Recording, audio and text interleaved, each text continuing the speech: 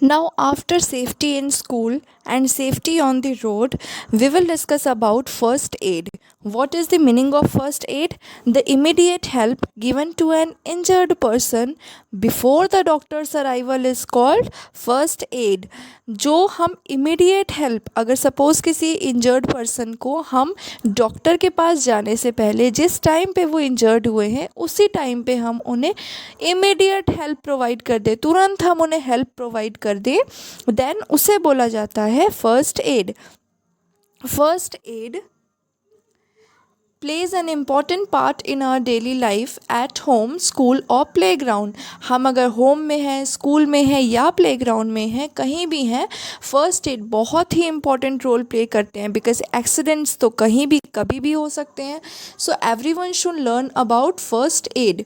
Different types of injuries need different types of first aid. So there is a question for you all कि first aid आपके हर injury के लिए क्या same होंगे? आप क्या सेम टाइप के मेडिसिन्स, हर एक डिज़ीज़ की लाइक अलग अलग टाइप की मेडिसिन्स होती है, वैसे ही हर एक टाइप की जो इंजरी होती है उसके लिए अलग टाइप के way of first aid provide की जाती है. The injured person should be taken to the doctor after giving first aid. हम उन्हें फर्स्ट एड देने के बाद ही डॉक्टर के पास जाते हैं. First aid tips for cuts and wounds. अगर आपको सपोज कहीं भी कट हुआ है आपकी बॉडी में या wounds, what is the meaning of wounds here? Which is घाव. ओके, कट हुआ है या अगर आपको वाउंड्स कहीं पर हुए हैं बॉडी के किसी भी पार्ट में, then what you have to do?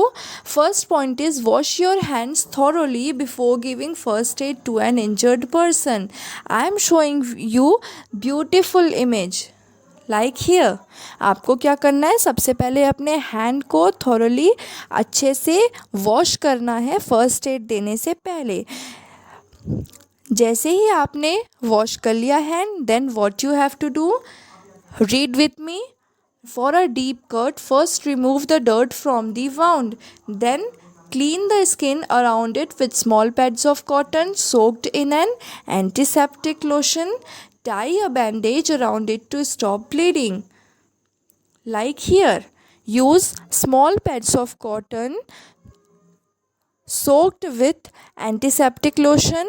आप एंटीसेप्टिक लोशन लाइक डिटॉल, उसमें आपने कॉटन पैड्स को सोक किया एंड देन आप अपने वाउंड या कट से क्या करेंगे? उस डर्ट को रिमूव करेंगे इसी स्मॉल पैड्स ऑफ कॉटन से.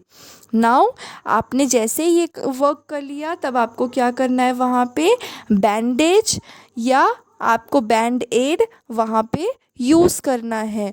क्यों यूज़ करना है? बिकॉज टू स्टॉप ब्लीडिंग को स्टॉप करने के लिए आप वहाँ पर ऐसे यूज़ करेंगे. क्लियर?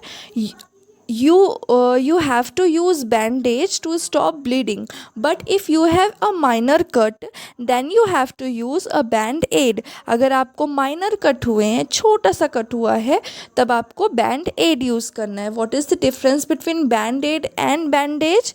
बैंडेज जो होता है वो आप देखे होंगे बहुत ही लॉन्ग होते हैं एंड वो मेजर कट्स के लिए यूज़ होते हैं. अगर बहुत ज़्यादा आपको कट या वाउंड्स है तब यूज़ होते हैं. बट अगर मैं बात करूँ आपके बैंड एड की, तो जैसा आप इस पिक्चर में देख रहे होंगे कि वो छोटा सा जो पार्ट होता है वो होता है band aid. Now next is for minor burns. मतलब बर्न मीन्स कहीं पर अगर जल जाता है. माइनर मीन्स जब स्मॉल बर्न होता है, बहुत ही छोटा सा, कहीं आपके हैंड में या आपके लेग में कहीं पे भी अगर आपको बर्न की प्रॉब्लम होती है, तब आपको क्या करना है? Look here. Keep the burn area under cold running water. आप अपनी बुक ओपन कर लेंगे. बुक में वन पॉइंट की मैंने आप लोगों को इमेजेस शो की है, आप लोग उसे देखेंगे. Clear? Okay. Now you should keep the burned area under cold running water. Cold water के नीचे आपको अपने बर्न एरिया जहाँ पर आपको बर्न हुआ है वह उसको आप रखेंगे. Okay.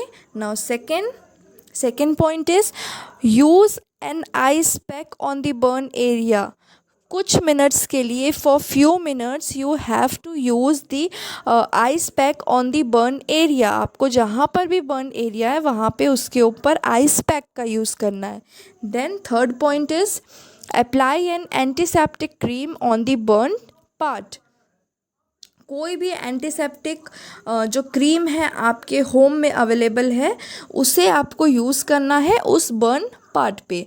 Now next is for insect bites. अगर किसी इंसेक्ट ने आपको बाइट किया है then what you have to use, you have to use the paste of baking soda and cold cream on the affected area. जो affected area है जहाँ पे किसी इंसेक्ट ने आपको बाइट कर लिया है उस पार्ट में आपको बेकिंग सोडा के पेस्ट को यूज़ करना है एंड वहाँ पर आप if you want then you use cold cream on that affected area. वहाँ पे आप कोल्ड क्रीम का भी यूज़ कर सकते हैं। नेक्स्ट पॉइंट जो हमने पहले भी बात की थी, put ice cubes over the affected area. आपको आइस क्यूब्स उन अफेक्टेड एरिया के ऊपर रखने हैं। Then apply calamine lotion in case of itching. अगर आपको उस पार्ट में जहाँ पे इंसेक्ट ने बाइट किया है ईचिंग हो रही है तो आप उस ईचिंग के केस में कैलामाइन लोशन का भी यूज़ कर सकते हैं। Okay okay. Now if any person फेंट्स, अगर कोई पर्सन फेंट हो जाते हैं, बेहोश हो जाते हैं, the meaning of faint is बेहोश। व्हेन अ पर्सन फेंट्स, आपको क्या करना है उसको, make him or her lie down with the head at a lower level lower than the body. You can clearly see in this image कि वो अपने legs के नीचे उनके कुछ पिलोज़ रखे गए हैं। तो जब भी वो फेंट होंगे तब आपको उसे ऐसे ही डायरेक्शन में रखना है जहाँ पर उनकी जो हेड है वो थोड़ा लोअर हो, नीचे की तरफ हो, एंड उनका जो लेग हो वो थोड़ा ऊपर हो। तो उनके लेग को थोड़ा ऊपर करने के लिए यहाँ पे हमने यूज़ किया है पिलोज़। ऐसा क्यों किया गया है? Because it allows rapid blood circulation towards the brain.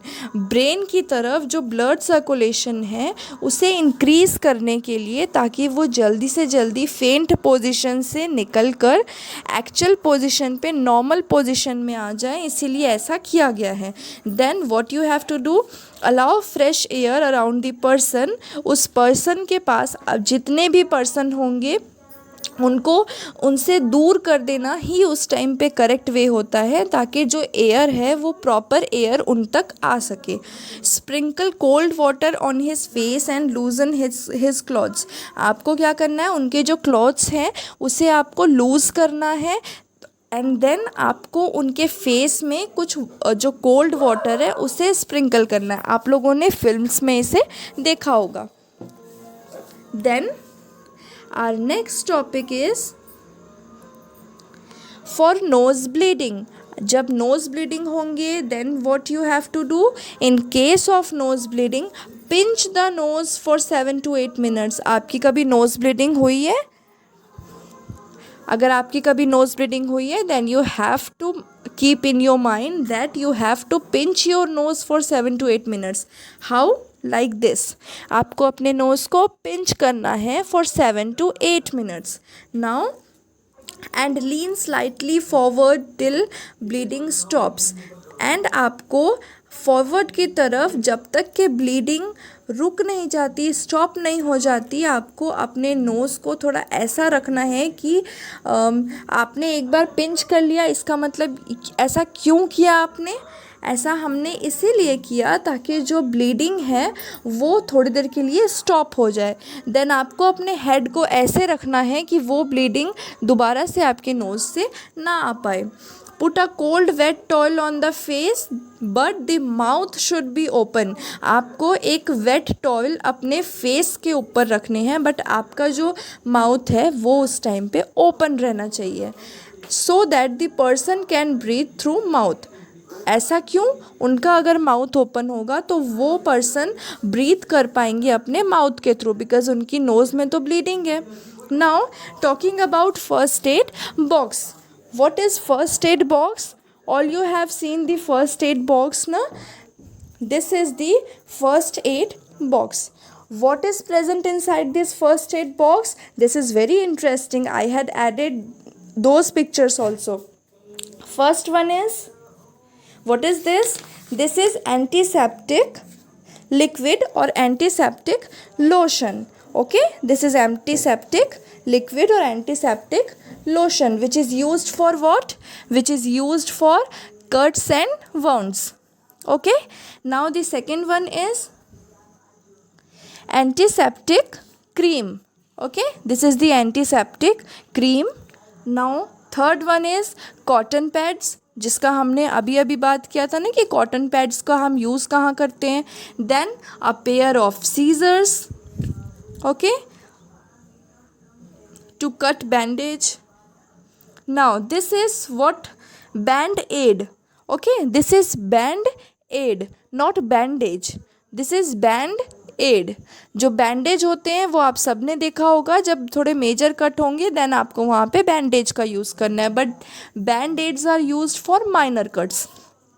And then last one is crepe bandage. It is known as crepe bandage. अगर आपको कभी भी कहीं पे स्वेलिंग आती है या पेन होता है आपके लेग या हैंड कहीं पे, then you will use this crepe bandage.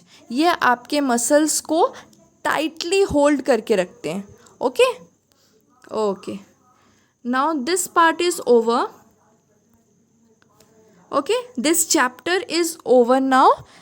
I hope you all understood about safety and about first aid. Thank you so much, students.